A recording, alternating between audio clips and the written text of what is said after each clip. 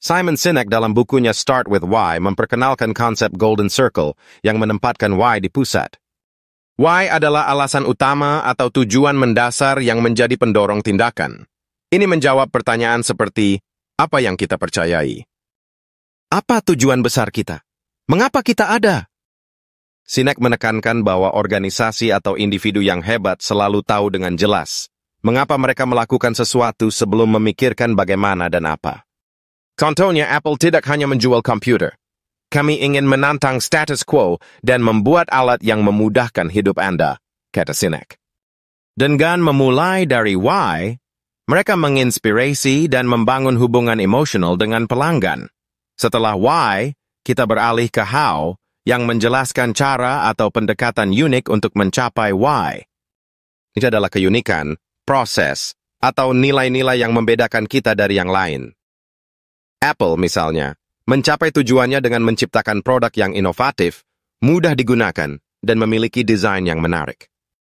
How adalah tentang strategi dan metode yang digunakan untuk mewujudkan why. Dengan fokus pada how, organisasi dapat memastikan bahwa setiap langkah yang diambil selaras dengan tujuan utama mereka, menciptakan pengalaman yang konsisten dan bermakna bagi pelanggan. Terakhir, kita sampai pada what, yaitu hasil akhirnya, produk atau layanan yang ditawarkan. Ini adalah hal yang paling terlihat oleh orang lain, seperti produk fisik, jasa, atau hasil kerja.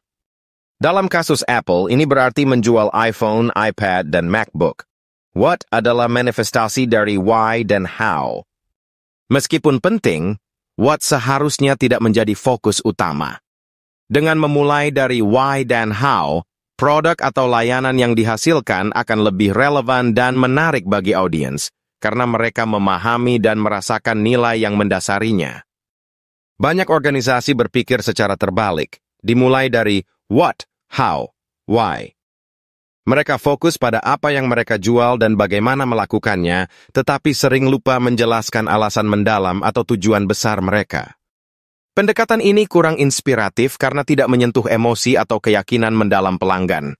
Dengan memulai dari why, organisasi dapat membangun hubungan yang lebih kuat dan bermakna dengan audiens mereka. Baiklah, bahwa Anda memulai dengan why, Anda menginspirasi kepercayaan, loyalitas, dan keterlibatan yang lebih besar. Orang-orang tidak membeli what yang Anda jual, tetapi why Anda melakukannya.